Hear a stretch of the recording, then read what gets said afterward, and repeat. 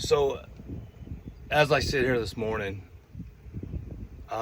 still unable to touch the house until the investigator gets here, which he should be here anytime. I'm trying my best to keep my cool. So, when I was diagnosed with PTSD from Iraq, I kept telling him, no, I don't have PTSD, because I thought it was the Hollywood version of what PTSD was. I thought it was I needed to crawl around in my backyard with a buck knife between my teeth looking for Charlie, you know. I was like, I don't have that. I still had memories of what, you know, of things, sight smells. I mean, again, fire sets you off. I didn't have PTSD like other people. Like they wanted to make it sound like they just went through so much hell in combat. And I've told you this, and I know that there's a lot of old veterans that they didn't experience what we did. We were overwhelmingly better than the enemy. So it was actually very exciting, and then sometimes actually kind of fun. I don't wish it on anybody, but that's how it was for us. Where they broke down the PTSD for me was the moral injury from betrayal and lies and lack of focus of mission and people who lie. I found that so disheartening that it nearly took my life.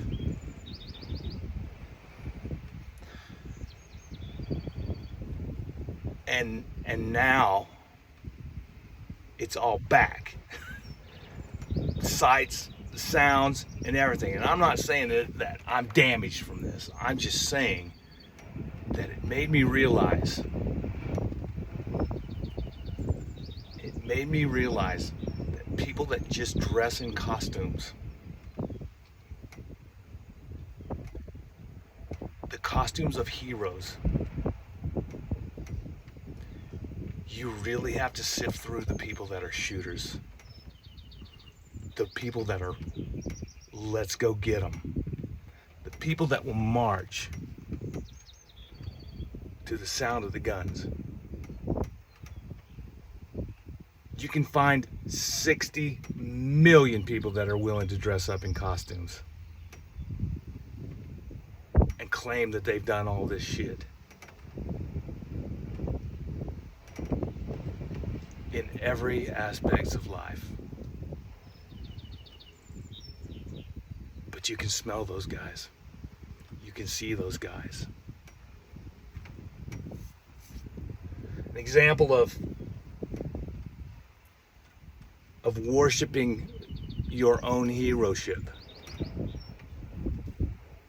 A blatant example of worshiping your own heroship is to make high school athletic posters of yourself and hang them on your wall. I'm not saying high school kids, because it's kind of cool for high school kids. I'm talking about people in edge type occupations doing that. And then when you get to see firsthand fear and the lack of knowledge and a severe lack of leadership,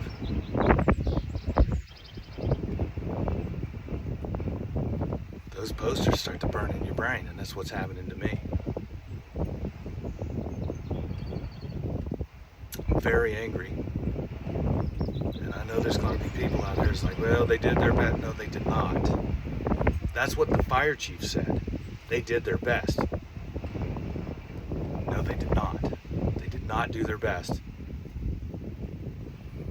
As a former observer controller, training thousands of men to go to combat, and then also leading people in combat, knowing all the things that you have to do and the things that you cannot forget to do. Procedurally, the scientific part of warfare mixed with the art part of warfare, that's how you get it done. Not everybody possesses that, and I know that. But the leaders that are responsible for lives and livelihoods, they need to be better. They need to be made better.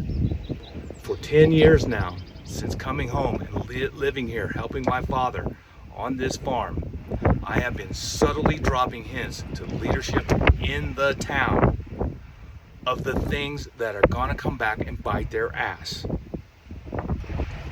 We'll take care of it, Sheriff. That's what I get.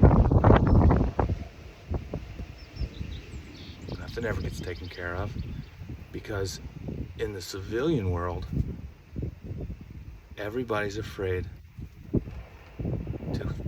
to offend anybody. But when you work in an edge type police force, fire department, military, you can't worry about feelings.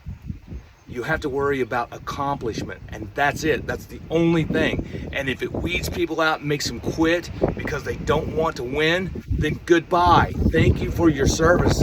Please move aside so we can put somebody else in here. That's how it should be. But that is not how it is.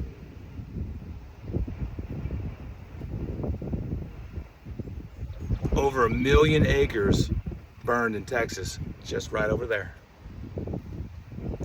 Coupled with fires that were actually set by the U.S. Forest Department that got out of control, burned thousands of acres over here. And for the last 10 years, there has been some of the biggest fires we've ever seen. One actually stripped our land, burned all of our big oaks, and we haven't, none of that's left. It jumped a 4-lane median in the middle highway and burned damn near all the way to the Cimarron River.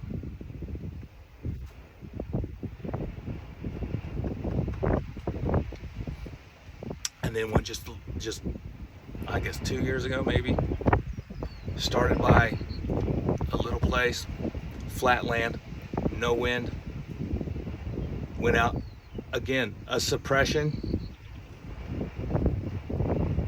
leave it, and I think 26,000 acres burned after that.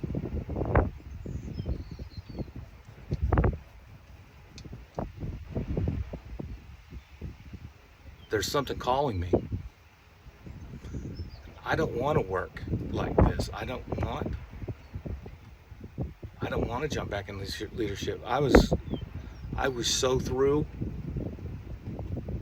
by the time I got done with the wars and finally came home, finally left the service, finally was able to breathe, finally was able to look at life through a different lens. But here it is, here's a calling back. And I don't know what it is yet. I've been kicking around the fire service thing because these small rural fire departments, they need leadership. They need leadership. They need leadership to come in and help them.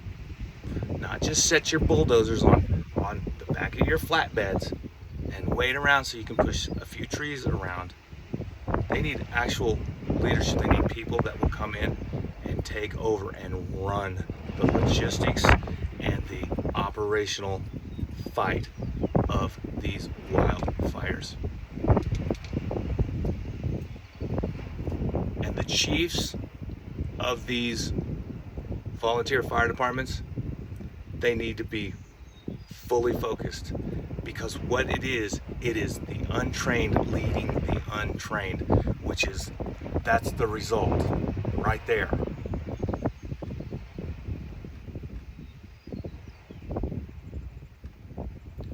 We seen that exact same thing early in the war with the National Guard, the untrained leading the untrained, and it resulted in heavy casualties.